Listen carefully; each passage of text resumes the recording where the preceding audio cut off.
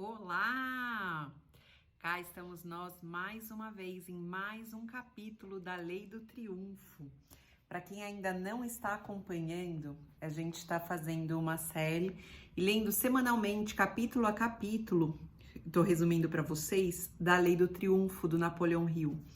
Esse livro é incrível e ele é basicamente um estudo das pessoas que mais triunfaram, quais características essas pessoas tinham em comum, e ele vai passando de uma maneira muito simples, muito didática, como a gente pode absorver essa rotina para o nosso dia a dia. Para quem não me conhece, eu sou Vanessa Tack, especialista em produtividade e gerenciamento de tempo. E meu objetivo é justamente te ajudar a ter uma vida mais equilibrada, aproveitando melhor o seu tempo a favor das suas metas, dos seus objetivos e dos seus sonhos. Hoje a gente vem com a quarta lição do Napoleão Hill na Lei do Triunfo, onde ele fala sobre economia.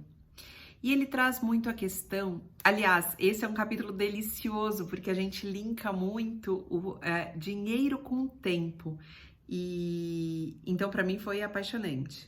Ele traz muito a questão da economia ser uma questão de hábito. E aí ele coloca que a formação do hábito da economia não significa de maneira alguma a limitação da possibilidade de ganhar dinheiro. Então não é porque eu falo que eu vou economizar que eu penso que eu estou me limitando e que eu não posso ganhar, então eu preciso economizar. É justamente o contrário. Coloca a aplicação da lei de tal modo que não leva somente a conservar o que se ganha de maneira sistemática, mas também ampliar a nossa rede de oportunidades, dando-nos uma maior visão, trazendo maior confiança a nós mesmos, maior imaginação, entusiasmo, iniciativa e autonomia para aumentar nossa capacidade de ganhar dinheiro. Ele coloca muito, a partir do momento que a gente tem esse hábito de poupar dinheiro, a gente desenvolve um padrão muito mais disciplinado de vida, um padrão muito mais cuidadoso, um padrão muito mais zeloso por cada coisa que é importante na nossa vida. Isso nos traz uma vida muito mais próspera, não só do ponto de vista material. Então ele entra com um passo a passo para esse hábito da economia, onde ele coloca primeiro, por meio da lei do objetivo principal definido, que quem ainda não assistiu, a gente já falou sobre isso num capítulo anterior dessa série. Organize na mente uma descrição perfeita e definida do que você quer, inclusive a quantia que pretende ganhar. Então a gente já tinha falado da importância de descrever minuciosamente qual é o nosso objetivo, né? Quando a gente tem esse objetivo muito bem definido, o nosso inconsciente se apodera desse quadro, tanto é que a gente fala daquele quadro dos desejos, de colocar as fotos do que você quer, de descrever minuciosamente. Tudo isso é explicado aqui. E a hora que o inconsciente se apodera dessa informação, ele emprega como se fosse uma planta, como se fosse uma rota, um caminho, igual o arquiteto, o engenheiro que vai seguindo a planta para construir aquele imóvel, aquela obra. O nosso inconsciente faz isso, então ele arma uma rota para alcançar o que você deseja a partir do momento que você colocou clareza no seu objetivo. E aí, a hora que ele traça essa rota, ele vai modelando seus pensamentos, ele vai modelando suas ações em planos práticos para que seja realizado, alcançado o objetivo principal ou o propósito definido. Por meio da lei do hábito, a pessoa fixa na mente o propósito do objetivo definido e ela começa a criar hábitos e rotinas que a aproximarão daquele destino definido. Esse processo destrói a consciência de pobreza, que é substituída pela consciência de prosperidade. Afinal de contas, eu nunca vou almejar esse futuro de pobreza, eu almejo o futuro de prosperidade, é em cima desse futuro de prosperidade que o meu inconsciente traça, o meu plano traça a minha rota. Então começa a exigir a prosperidade e esperá-la e preparar-se para recebê-la e usá-la sabiamente. E aí no livro ele traz vários exemplos de várias pessoas que triunfaram e ele ressalta que o triunfo material, ele não quer de jeito nenhum trazer no livro a ideia de que só triunfa quem triunfa materialmente. Mas o triunfo material está muito ligado ao triunfo de caráter, ao triunfo de persistência e que tem uma forte correlação um com o outro, mas não significa que triunfar na vida é triunfar materialmente. E aí um dos exemplos que ele traz, ele coloca assim, ó, um dos banqueiros mais prósperos de Illinois afixou o seguinte letreiro em seu escritório: aqui só se fala em prosperidade. Quem souber de casos infelizes, é favor guardá-los para si, pois não temos interesse em conhecê-los. É justamente para que o inconsciente coletivo não capte aquela mensagem de escassez. Se trouxerem mensagem de escassez, eu não quero saber. Tragam-me somente as mensagens de prosperidade, porque é essa mensagem que a gente quer filtrar aqui dentro. Eu achei interessantíssimo, até anotei essa frasezinha para mim. A dívida é colocada como um inimigo fatal da economia, mas a acumulação de dívidas também é um hábito. Então, se a gente tem o hábito de economizar, a gente também tem o hábito de gastar, de mergulhar em dívidas. Começa-se de modo modesto até que as dívidas vão assumindo proporções enormes, pouco a pouco dominando inteiramente o indivíduo. O foco, então, nesse quesito, seria eliminar o hábito de comprar o não necessário e libertar-se da escravidão das dívidas. Quantas coisas não necessárias a gente compra, né? E acha, ai, gente, é só isso. Faz a gente se manter no hábito das dívidas, no hábito de gastar e no hábito de não economizar. No outro capítulo da série, a gente também falou sobre quais são os medos básicos do ser humano. E o temor da pobreza é um dos mais devastadores dos 6 medos básicos. O homem que se endivida irremediavelmente é uma vítima do medo da pobreza. Ele perde a ambição, ele perde a confiança em si mesmo. E quando ele deixa de confiar em si mesmo, ele deixa de agir. Ele deixa de tentar novos caminhos, ele deixa de investir no seu futuro. E ele mergulha pouco a pouco na apatia. A pobreza, portanto, leva à inação. Olha isso daqui, que forte. Durante a Guerra Mundial, milhões de homens se enfrentaram nas trincheiras sem vacilar, embora soubessem que a morte os rondava bem de perto. Entretanto, diante do medo da pobreza, os homens se tornam servis, se desesperam, perdem a razão e se suicidam.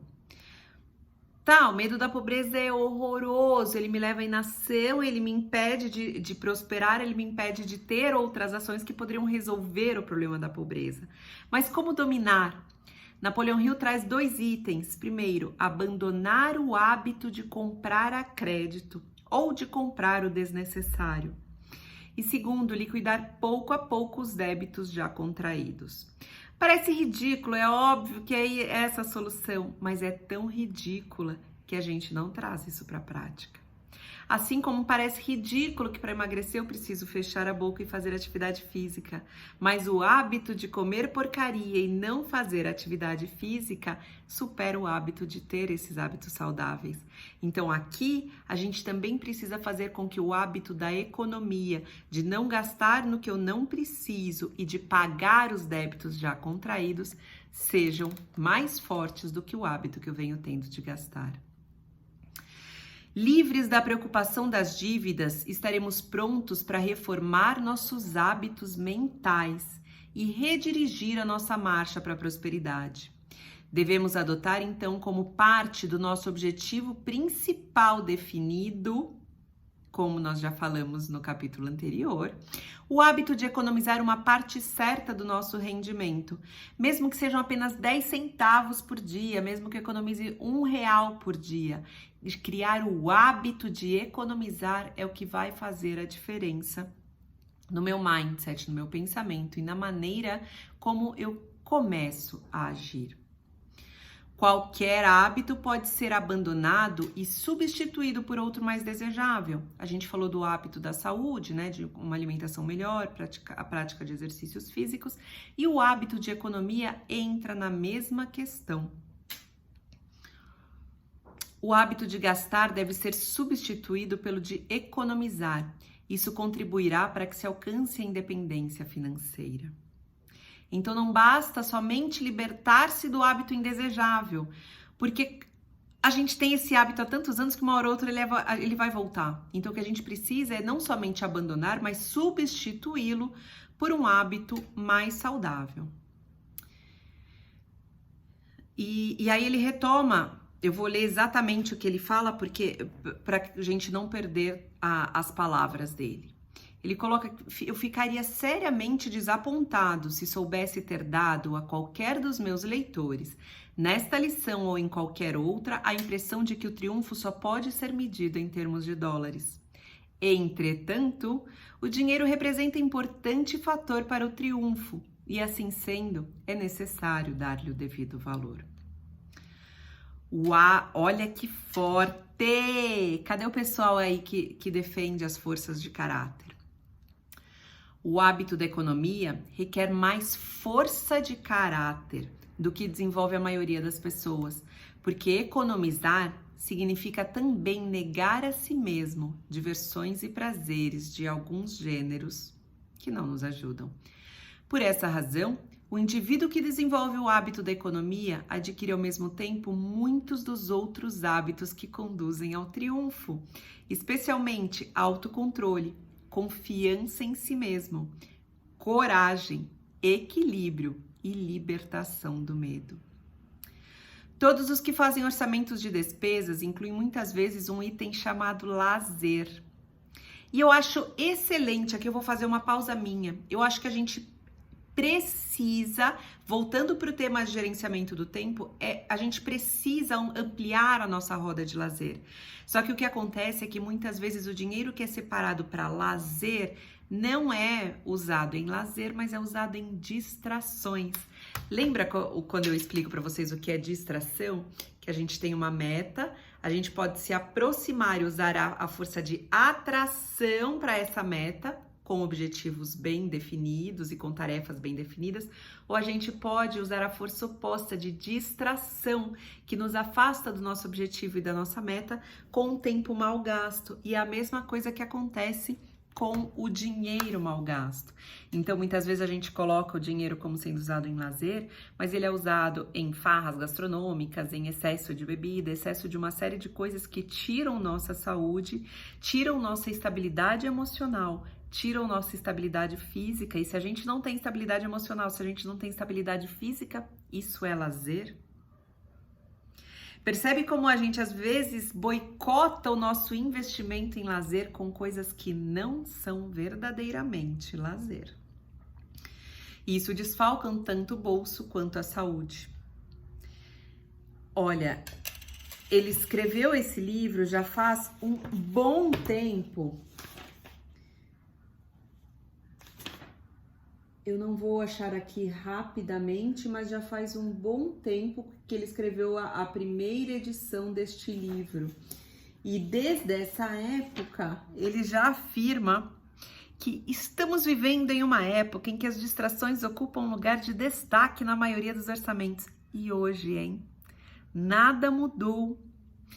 Não somente se gasta o dinheiro que poderia constituir uma boa economia, mas destroem com isso o caráter e a saúde.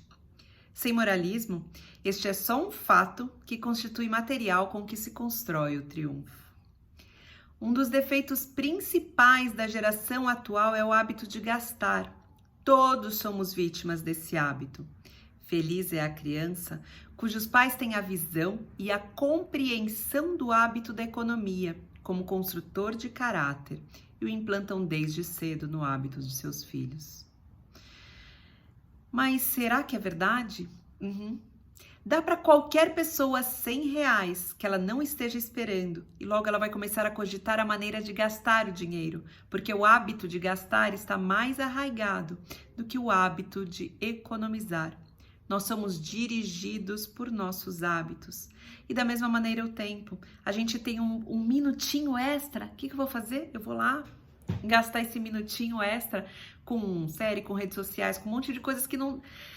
Em vez de ir lá e dar um abraço na pessoa que eu amo, em vez de ir lá e mandar uma mensagem carinhosa para a pessoa que eu amo, em vez de ir lá fazer algo significativo pelo meu objetivo. Para abrir uma conta de investimento, voltando para o dinheiro, e passar a depositar nela regularmente parte do rendimento, é necessário ter grande força de caráter, determinação e energia.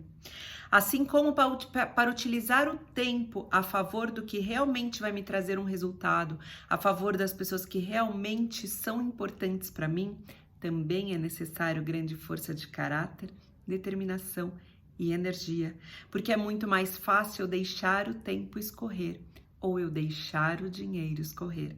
Elas são forças muito semelhantes. Qualquer comerciante preferirá empregar uma pessoa econômica. Olha só que legal, e é muito verdade. Não somente porque a pessoa faz economia, mas também pelas características que ela apresenta como um indivíduo mais eficiente. E aqui o próprio Napoleão Hill linka o dinheiro com o tempo.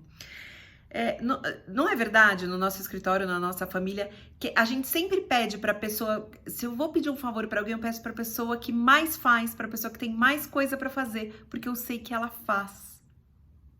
A pessoa que desenvolve esse hábito de economizar tempo, de economizar dinheiro, ela já sabe lidar com isso e ela vai economizar ainda mais tempo e ainda mais dinheiro. Nunca é demais repetir, Napoleão coloca, que o começo de todas as fortunas, sejam elas grandes ou pequenas, está na formação do hábito da economia. Conserve o leitor esse princípio fortemente gravado na mente e estará no caminho da independência financeira. A liberdade é o que há de maior na vida. Não pode existir liberdade verdadeira sem um grau razoável de independência financeira.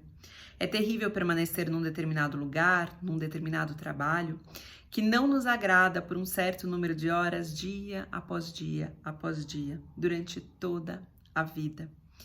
Então, o hábito de economizar pode nos libertar dessa prisão.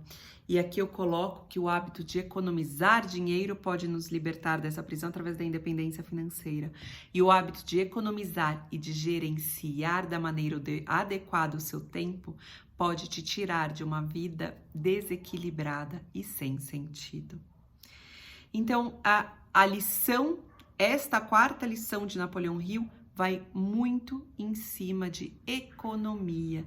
A lição vem em cima de economia de dinheiro e eu trago para vocês a mesma analogia para economia de tempo.